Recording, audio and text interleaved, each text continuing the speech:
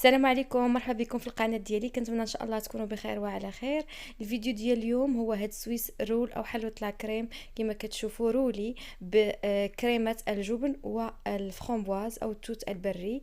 كتجي لذيذه في المذاق، كنتمنى ان شاء الله تجربوها. طريقه سهله وناجحه 100%. كما كتشوفوا الشكل ديالها زوين وحتى المذاق. نخليكم مع المقادير وطريقه التحضير وفرجه ممتعه.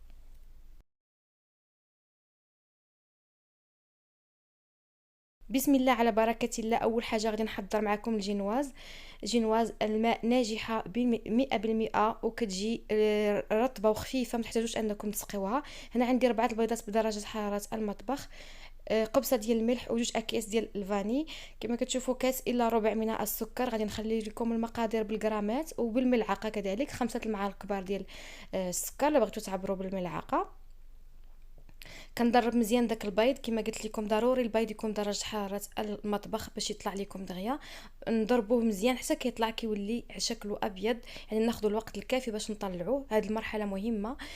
كنتوقف وكنضيف 4 كاس ديال الماء ديال الصنبور عادي، ما يكونش بارد، يعني يكون من الصنبور، يعني مش يكونش من الثلاجه.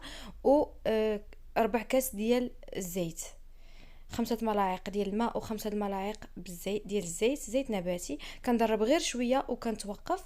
وهنا غادي نضيف الدقيق، كما كتشوفوا راه الكاس عندي كاس الى ربع ديال الدقيق، تقريبا 5 المعالق كبار ديال الدقيق، وخميره ديال الحلويات من فئه 7 غرام.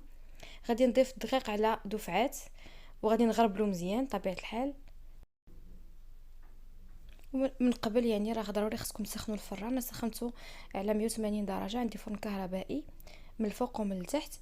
هنا كنبدا نخلط من التحت للفوق، يعني من التحت للفوق باش ما نهبطش داك البيض، باش ما يهبطش ليا داك البيض، وباش تجيني الجينواز يعني تجيني منفوخه وتجيني مفشفشه وخفيفه. صافي هنا نبقى نكمل الدقيق حتى كنضيفو كامل. هنا راه جربت الفيديو مره كنخلط غير بشويه من تحت للفوق، غير بشويه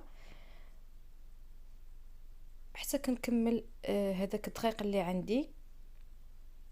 وجد طبيعه الحال راني وجدت المول اللي غادي ندير فيها الجينواز. عندي واحد المول فيها 30 على 40 سنتيم. دهنتها بشويه ديال الزبده وغلفتها بورق الطبخ. من الاحسن يكون ورق الطبخ مزيان باش ما تلصقش لكم الجينواز فيه، ولا حاولوا انكم تدهنوه بشويه ديال الزبده. صافي هنا غادي صافي ساليت غنحركو غير بشويه، صافي ما نكثرش بزاف التحريك حتى عاد باش ما يبقاش ليا داك الدقيقه في التحت ديال البول. فهنا غادي نخويه في المول اللي وجدت وغادي ندخلها الفران. راه ما كتاخذش لكم بزاف ديال الوقت، كتاخذ تقريبا واحد 12 دقيقه حتى ل 15 دقيقه على حسب الفرن ديالكم.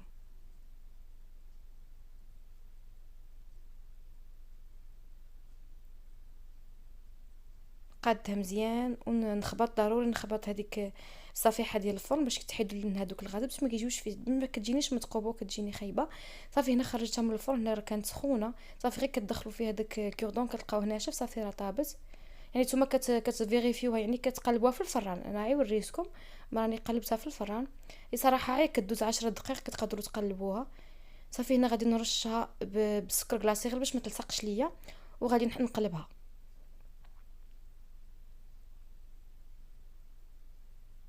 غنقلبها.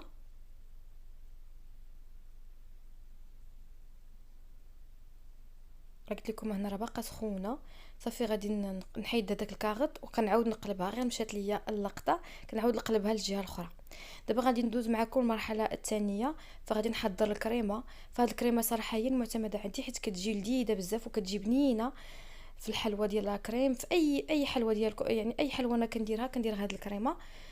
فانتوما لما كانش عندكم استطاعه انكم تشريو الكريمه السائله وتشريو الجبن، فمن الاحسن ديروا يعني الكريمه ديال البودره ديال الشونتيي اللي كتباع، اللي كتخلط مع الحليب بارد، حتى هي يعني كتقضي الغرض.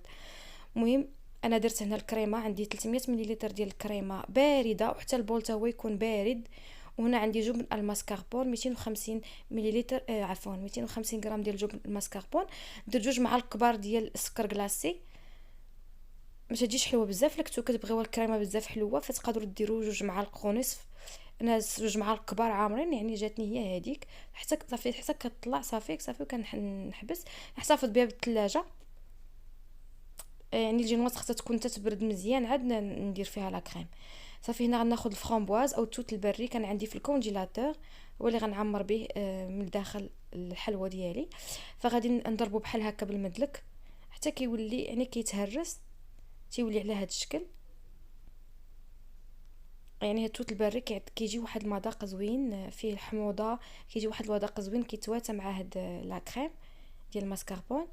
فكد الا ما كانش عندكم ماسكاربون راكم تقدروا تعوضوه باي جبن عندكم كريمي، غير ما يكونش مالح بزاف. وهنا غنعمر الجينواز كما كتشوفوا. غادي ندير الكريمه بشكل عشوائي ونقادها، نحاول انني نقادها يجي سطح يعني مقاد، ما نحاولش نخرجها مزيان، من نحاولش نقرب بزاف لا كريم الجناب باش ما تخرجش ليا من نكون كرولي فيها. هنا غادي ندير الفرامبواز. الا ما كانش عندكم فرامبواز تقدروا ديروا مثلا الفريز، ولا مثلا غير دهنوها بالكونفيتور وديروا فوقها لا كريم، دهنوها بالكونفيتور ديال الفريز وديروا فوقها لا كريم كتجي زوينه. هنا صافي هنا كنلويها، راه ما كتكسر ما حتى شي حاجه، حيت يعني الطياب ديالها جا هو هذاك، ما خليتهاش طابت بزاف حيت لا تقصحت ليكم غادي تكسر ملي غادي تجيو تلويوها. هنا غادي نلويها مزيان وغادي نزير هذاك الورق الطبخ، وغادي نديرها في الكونجيلاتور. ماشي في الكونجيلاتور عفوا، انا خليتها غير في الثلاجه صراحه، خليتها ساعتين تقريبا، قضيت شي غراض وعاد رجعت كملتها. فلا كنتم مزروبين عليها راكم تقدروا ديروها غير 15 دقيقه في المجمد وتعاودوا تكملوا يعني الخدمه ديالها. فهنا كما كتشوفوا الاضاءات بدلات حيت كان ظلام الحال وعاد كملت الحلوى. هنا خديت الكريمه اللي شاطت ليا وبقيت كندهن من دهنتها كامله من الفوق. يعني غير تحاولوا خذوا الوقت باش انكم تقادوها مزيان.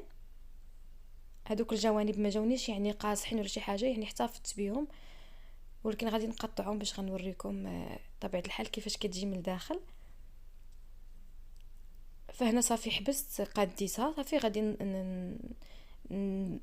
نزوقها على هذا الشكل. يعني التزيين تيبقى اختياري على حسب الذوق ديالكم. درت لها ديكوريدات من الفوق وغادي نزينها باللوز ايفيلي، ولا لا عندكم لوز مهرمش، كاوكاو مهرمش، اللي بغيتو. تقدروا عاوتاني ديروا حتى الشوكولاط ابيض تحكوه وتزينوا به. انا هنا زينتها بالفرامبواز، هذا هو الشكل ديالها، ولكن غادي نقطعها غنوريكم كيفاش كتجي من الداخل. كتجي لذيذه بزاف، كتجي رائعه، والمذاق ديالها كيجي رائع رائع احسن من ديال الزنقه. اكيد كنتمنى تجربوها ان شاء الله، فرا المذاق رائع. وحتى الشكل تقدموها للضيوف ديالكم هكا، تقدموها لوليداتكم في راس العام. كنتمنى تجربوها وتعجبكم، اكيد غادي تعجبكم. اللي جربتها تكتب لي في الكومونتير. هذا هو الشكل ديالها من الداخل، كتجي رطبه جينواز ما كتحتاجوش انكم تسقيوها، ولا كريم كتجي واعره، وهذاك المذاق ديال الفرامبواز حتى هو. الفيديو ديالي تسالى، تنقول لكم سلامه الى فيديو قادم ان شاء الله، خليتكم على خير.